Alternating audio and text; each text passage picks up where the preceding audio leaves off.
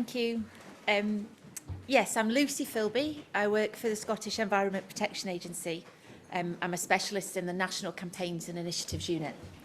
And I've been working on LENs for a couple of years. Sure. So typically, when we take a natural capital project, it starts with a problem that's identified. It could be a downgraded habitat or a flood risk in an area. And we assess that. I heard somebody mentioning state of nature reports. So we might assess that problem first. We might pull together a group of experts to monitor and evaluate and research that problem a little more before then designing the solution. And that solution is then drawn up into a plan and taken to business. And there's an ask to invest to solve that problem. And quite often that approach to business is unsuccessful.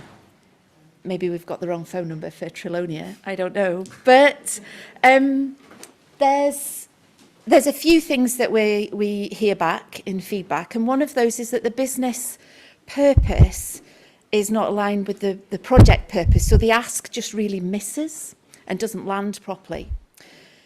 Business also quite often don't own or manage the assets that are involved when we talk about these natural capital projects. Or it could just be that business also don't understand their connection to the nature in this space. So we hear a few things back.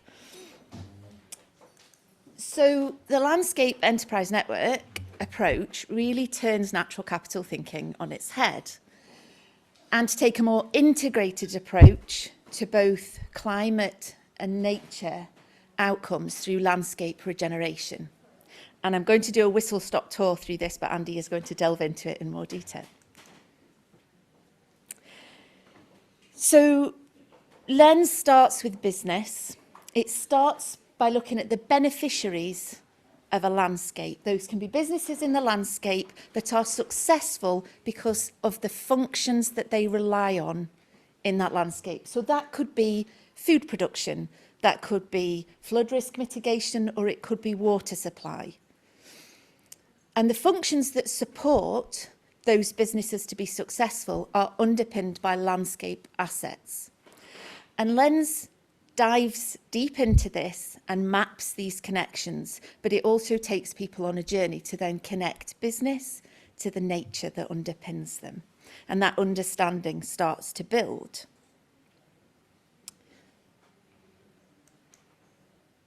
And Andy is going to cover this in more detail, but this second phase of LENs, once we've built that understanding, an understanding of risk associated with that landscape too, then starts to look at how we create local markets for environmental commerce to drive changes. So by understanding the demands and convening just a few businesses to start with around some shared outcomes that they need, we can engage some suppliers in the local network. Now, those can be people that are already active in that landscape, the wonderful people that already work on natural capital projects and are desperate to get involved in more, or it could be completely new suppliers that we need. But they work together with land managers and they design interventions or nature-based solutions that can then be traded with those businesses, those demand interests. So it builds supply and demand. And you can repeat this cycle, bringing in more investment and driving more change in the landscape, but also more prosperity in that landscape as that money flows and is kept in that place.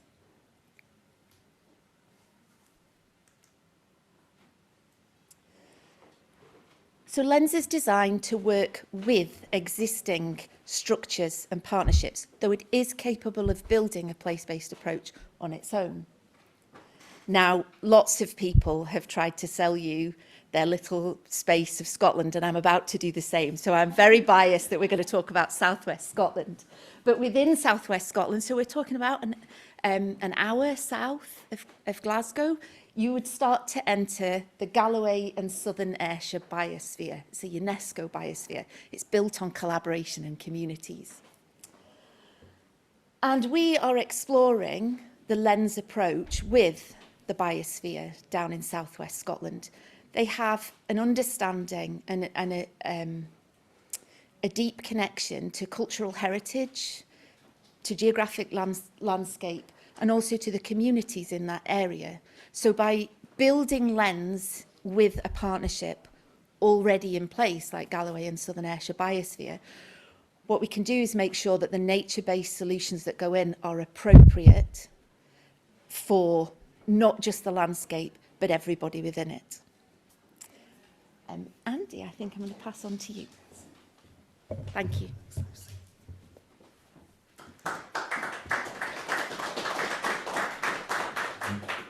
So yeah, just to build on Lucy's points and provide a little bit more information. If you look at the LEN's model, effectively what it does is it's focused on engagement and leverage. So in the first instance, to Lucy's point, we look at who those key organisations are within that landscape, help them to understand the dependencies on that landscape if they don't understand them, and then bring them together to co-fund the outcomes or dependencies that they have in that landscape. So in the first instance, it's very much about demand aggregation. So LENS brings together those different business interests and other organisation interests. It could be local authorities, it could be landowners. Then what it does is once it's convened those businesses around those common interests, it effectively produces almost a specification for tender. And then it goes out to supply aggregators, which is the other key element. So we're not reliant on just a simple supply chain approach. Basically, what we do is we go out, we speak to, it could be local cooperatives, it could be suppliers, it could be existing ENGOs or partnerships who are already working in that landscape and have the credibility to bring together those farmers, those land managers, to develop a proposition to deliver those outcomes. And this is really important because what we're doing is we're saying to these farmers and land managers, through the supply aggregators, these are the outcomes we need. We're not telling them what to do, we're telling them what we need. And then those supply aggregators working with those farmers and land managers, bring in incredible advisors, will build a proposition or set of propositions to deliver those outcomes, identifying what funding they need to do that. And then the LENS operator brings all that together, produces a consolidated proposition, and then basically through or speaking to the funders, those organisations with the dependencies, structures a deal, structures a trade. Now, trade sounds like it's a one-off proposition, but the key thing to Lucy's point is it builds. So we start relatively small with a handful of players, and then we progressively build out. So it enables organisations to lean in with limited risk, but then building that understanding, building that capability, and building that investment proposition. The other core element is this is about driving commercial flows. So what we would classify as commerce, green commerce, as opposed to the institutional investment, that then enables investors to step in and build propositions around this. But this is really about driving that revenue-based proposition. We can handle capital, and we do, but principally a revenue-based proposition to drive that change.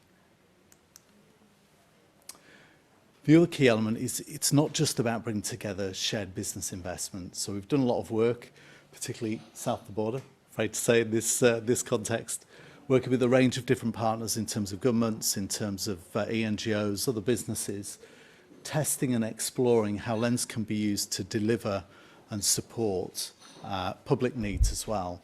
And actually from a blended finance perspective, how we can bring those two opportunities together to deliver real economic efficiency, both for business and for the public purse. The ways in which it does that, partially because we have a much bigger pot to pull from, so we get the efficiencies of scale. We also get the density benefits, so we're not relying on a particular supply route. So, for example, as Nestlé, it's not just our farmers. We're bringing together all of those farmers and land managers within that landscape, so you get real density.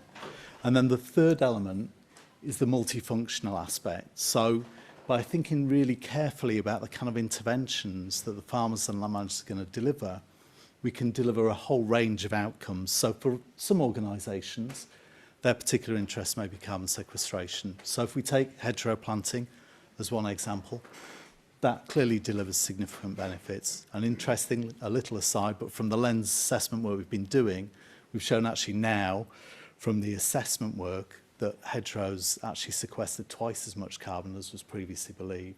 So we're able to build the evidence base as part of this testing programme. But what we've also been able to show is by planting hedgerows, we deliver a whole range of other functional benefits or outcomes which are of interest to other sectors. So the benefit of LENS is by separating out the payment for goods and payment for services, those organisations who require goods from that landscape can pay for those separately. We consolidate the funding for services through LENS. And what that means is we can bring in a whole range of other sectoral interests.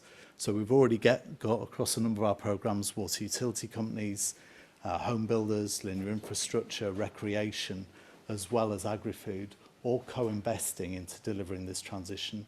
Again, driving scale, driving pace, and driving real efficiency. For some of these organisations, it might be about growing the top line. For some of them, it's about reducing the bottom line, but it can deliver a whole range of different benefits. And core for many of us is about managing risk, building resiliency in our supply chains and in our business models.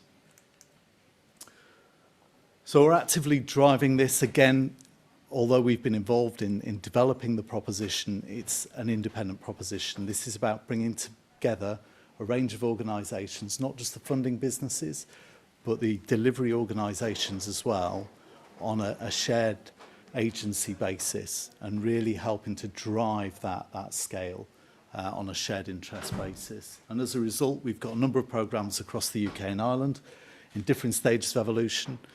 We're seeing, for example, in East Anglia now, we've concluded the first round of trade. We were oversubscribed by 40% from the farmer side, which was a very pleasant surprise. It's a significant value in terms of that initial flow, and we've had to pull forward the second round now because of the scale of interest, both on demand and supply side. So we're starting to see that this, as a result of its shared agency and its community centricity, because we're focusing on the farmers, the communities playing a key role in the shaping of the delivery, that it's driving real traction. And now extending beyond the UK into Italy and Hungary and further countries on the map at the moment.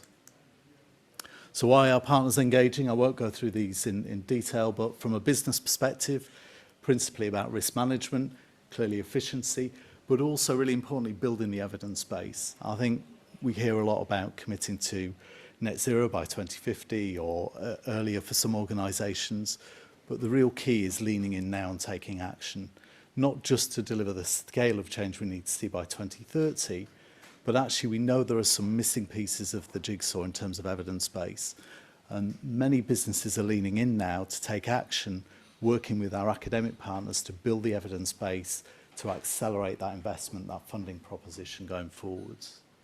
Farmers and land managers clearly builds resiliency for them. Shared agency, many of the farmers who've engaged are engaging because they feel that they have a clear role to play. They can see that it's a business transaction, they're getting paid to deliver outcomes, but they recognise that they're able to shape the proposition that delivers those outcomes. Public sector, again, efficiency, a clear understanding of the interdependence between the different systems and interests, and also that it's enabling. Like we said, it's community-centric, it drives that enabling approach and supports that just transition. And clearly from a startup perspective, again, shared agency, balanced outcomes. This isn't about driving a carbon-loaded landscape. This is about driving multifunctional landscapes. And it's not just about natural capital. So what we're finding now as we've evolved this is, although we'd originally focused principally on environmental outcomes, we're seeing actually opportunities to catalyse social and economic regeneration. So delivering efficient mental health outcomes as an example. Also delivering physical products, unforeseen physical products. So again, going back to hedgerows, if you select the right hedgerows, the opportunity to select byproducts from those hedgerows that can service other sectors or other businesses. So just quickly to summarise LEN's basic principles, it's demand-led. We're really clear that we need to engage businesses and organisations, talk to them about dependencies, help them to understand their dependencies, and then invest on that basis. So there's a clear business driver in terms of this funding proposition. It's multifunctional. This isn't just about carbon. It's about delivering multifunctional landscapes which secure or address the range of challenges that we're all facing into. It's collaborative and shared agency for all partners involved. It's business-like. It drives organic growth. Like we said, we're able to bring organisations in on their own terms, drive the risk that's appropriate to their terms, and then scale and bring more partners in as we evolve the programmes. And particularly place-based. Again, there are opportunities to drive supply chain-based approaches, commodity-based approaches, but what we've seen from this approach is actually place-based drives real interest, real engagement, and opportunity to accelerate that pace and scale. So that's a quick overview of LENs. We were going to ask you to do some polls for a little bit of audience interaction, but to help recover a little bit of the time, we'd ask you to do that offline. So separately, hopefully you'll see a request come through for a poll everywhere. We'd ask you to think carefully about the question we're asking, and we'll be very appreciative if you could feedback your comments in relation to that. So without further ado, I'll hand over to the audience for any questions.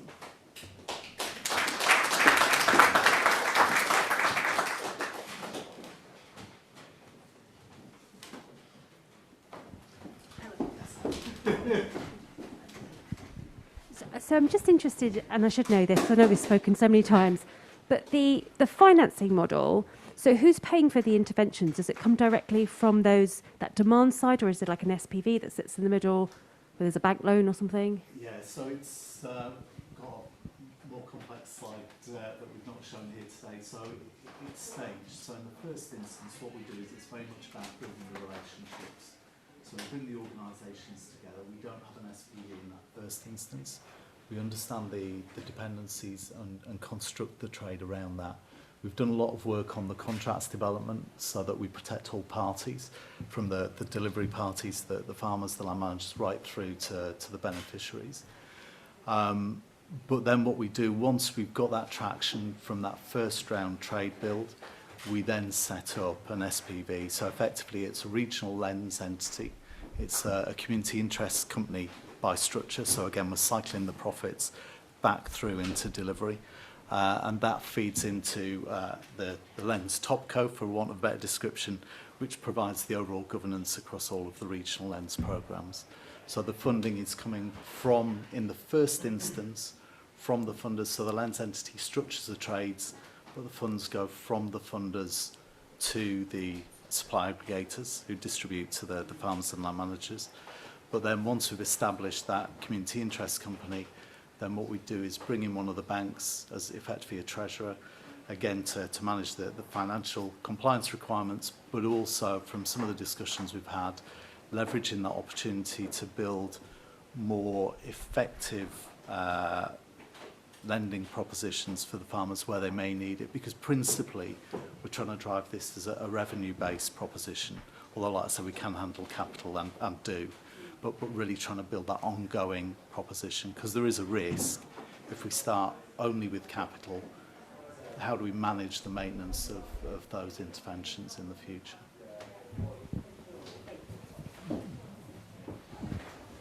Great. I've got a question from Zoom in the room. This is from Dan Hurd. What is the intermediation cost of LENs, and who pays for it? Is it a one-off cost?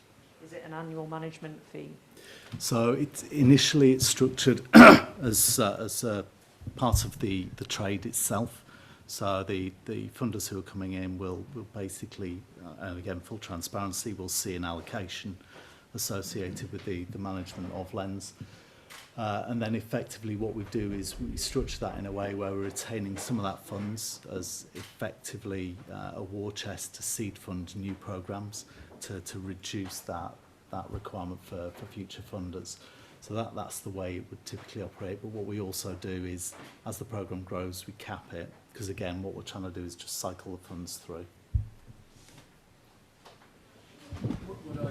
Let me just give you that for the people on the Zoom. Thank you. Just a question again, but are you a private organisation? Not, are you? Are you a government-backed organisation? No, so we're just going, at the moment, it's a collection of organisations with shared ambition, shared interest. We'll be making announcements shortly about structuring LENS as an independent entity, but effectively it will be an independent entity, limited by guarantee in terms of the top co, but an organisation with purpose. So again, cycling the funds back through the delivery programme. There's a few questions at the back as well. Yeah, a question about outcomes. How are you monitoring, apportioning and linking those outcomes delivered on individual land holdings or land management units back to the funders?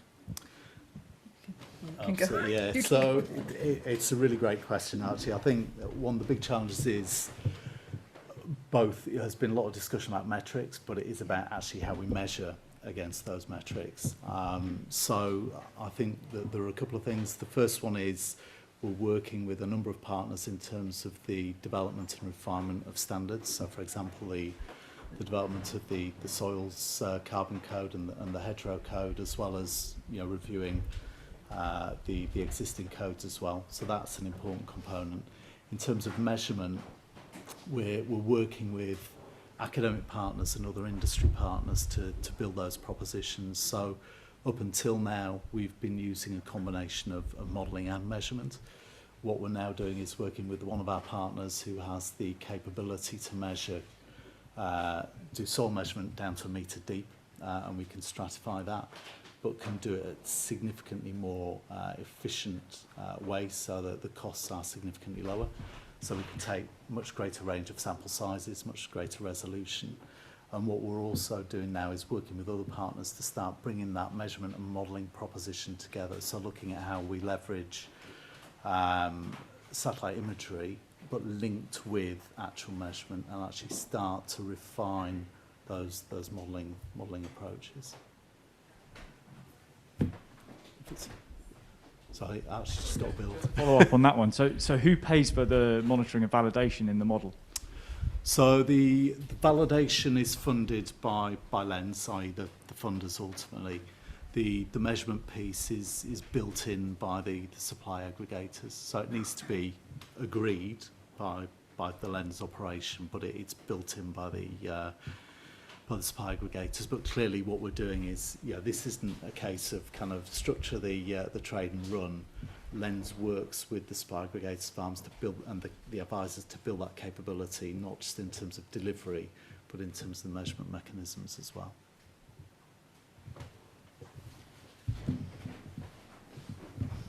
Right, thank you very much. One observation, then a question. The World Resource Institute has some new capabilities around monitoring based on new, more granular satellite imagery, and it's being able to measure carbon sequestration. They have a plan to, map every tree on the Earth, and they can really get it in a very fine level, and it's actually designed to measure outcomes, so that may be helpful to you.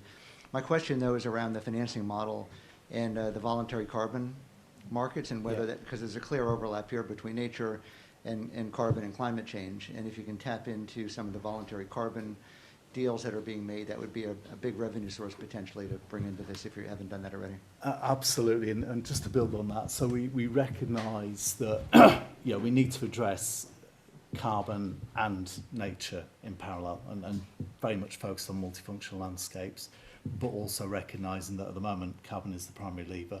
So we're using carbon for many organisations as the primary route in, and using the voluntary market as a proposition to do that. There is some concerns around perhaps the robustness of some of the offerings at the moment, but again working with those partners to ensure we can build credible and robust offerings to move that forward. Bruce. So in Scotland and in England, obviously there's a redesign of taxpayer agri-environment support. I just wonder whether you could give us your thoughts on whether this current redesign of agri-environment support might help or hinder the LENS model. Yes, so it's, again, another really good question. So we would hope that it helps. We've been working very closely with the agencies and governments north and south of the border in terms of exploring that. I think if you look at the ELMS model, there's a clear opportunity for LENs, and we've done a lot of the modelling through that testing work I described earlier, looking at how LENs could help optimise the delivery of Tier 2 and Tier 3. Probably less relevant for Tier 1, but for Tier 2 and Tier 3, that looks like a really strong proposition. And similarly, looking at the opportunities in Scotland to structure something similar. It's really important, and I think it drives efficiency for business, it drives efficiency for the public purse. The converse is also true. The longer we delay that decision making, the greater hesitance there is for farmers and landlords to lean into these kind of programs. So it's important we move quickly and we don't effectively block business interest into transforming our landscapes. Okay, I've got a question coming in from online. Interested in what both of you think about what are the features of place that offer a foundation for a successful lens? Well, I've spoken a lot, I'll let Lucy lead on this one. Andy. I think the example that I talked to with the Galloway and Southern Ayrshire Biosphere, I think everybody in the room that I've chatted to so far talks about this challenge and the fact that everything is so interconnected, and that of course is where place is. And the Galloway and Southern Ayrshire Biosphere have this understanding of that bringing in that cultural aspect, whereas as an environment protection agency, I would focus on geographic landscape and environmental risk.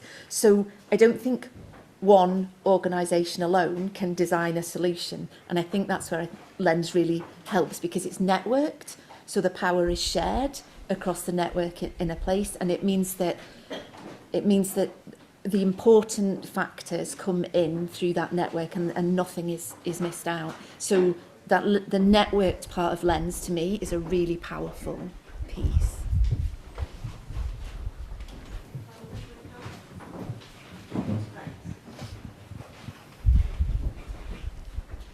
It's great to see that the LENS models, you're going to be applying them in many different areas of the UK and also on the continent as well.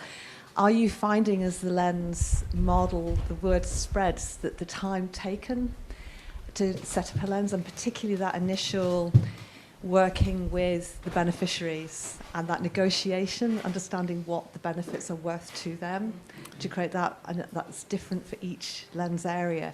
Are you finding that speeding up? And roughly how long is it taking to create a LENS? Great. Seeing as we need to be moving at pace, and it seems a very good model for that. No, absolutely, Kath. I'm happy to start, and I'll let Lucy jump in as well. I think if you look, we've been working on this for over 4 years now in terms of the development of the model, and we still are very transparent, very clear that it continues to be an evolving model. Anyone who says they've got this nailed is kidding themselves, to be honest. So, but what we're seeing is that the timescales are reducing significantly. A lot of the work up front was about designing the model, really understanding what the trigger points were for business in terms of decision making and investment, and how we could structure that. Also, all of the contractual arrangements, so getting those designed, and the governance arrangements. So a lot of work on that front. The other challenge is actually engagement of the different parties. So I think we've had some star organisations leaning in early, recognising that we need to see a change and we need to be part of enabling that change to take place. There are still perhaps some organisations using the excuse of, well, there isn't enough evidence to avoid stepping in, but I think there's a recognition the only way we're going to build that evidence is by leaning in and building the evidence around that. So we're seeing now a much greater range of businesses leaning in, starting to see that evidence base being built, but also recognising that if other organisations are leaning in, clearly it's a credible proposition. So that side of it's working really well. From a farmer and land manager perspective, again, I think a level of scepticism. Many of them that we spoke to had the experience of being told what to do. When we engaged them in this and explained that this was about enabling them to determine what was appropriate with those credible advisors.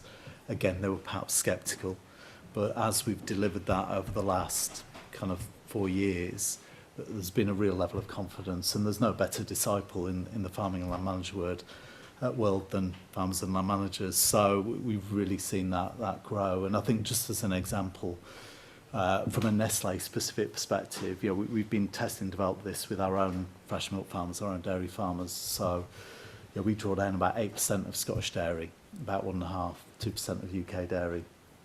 And when we kicked off this programme, we said it's up to you whether you want to get involved. It's also clearly up to you which interventions you apply to deliver the outcomes you're interested in.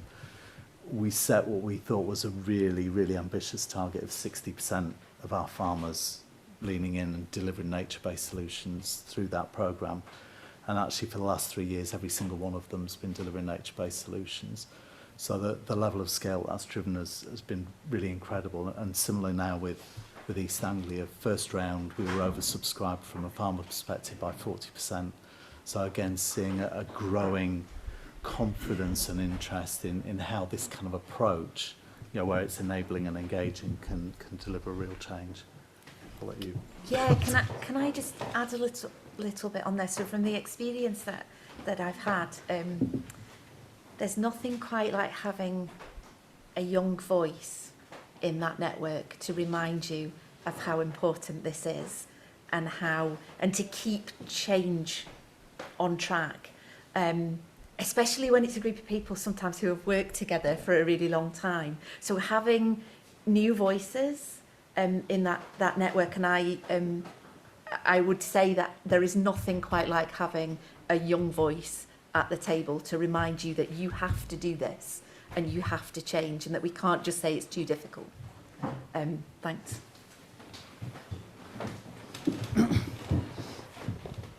Thanks. Final question from online from Scott. Could you tell us a little bit more about the importance of the trusted intermediary and what type of bodies are playing that role? Yeah, so there's, I guess, 2 types of intermediary. You've got the demand aggregation, which is managed by the LEN's entity itself. So that bit's kind of straightforward and very transparent when the different parties engage. In terms of the delivery side, it's the supply aggregator. So in the first instance, it's typically been farming cooperatives or suppliers who've engaged. They have that network of farmers that they can convene. There's that level of trust there.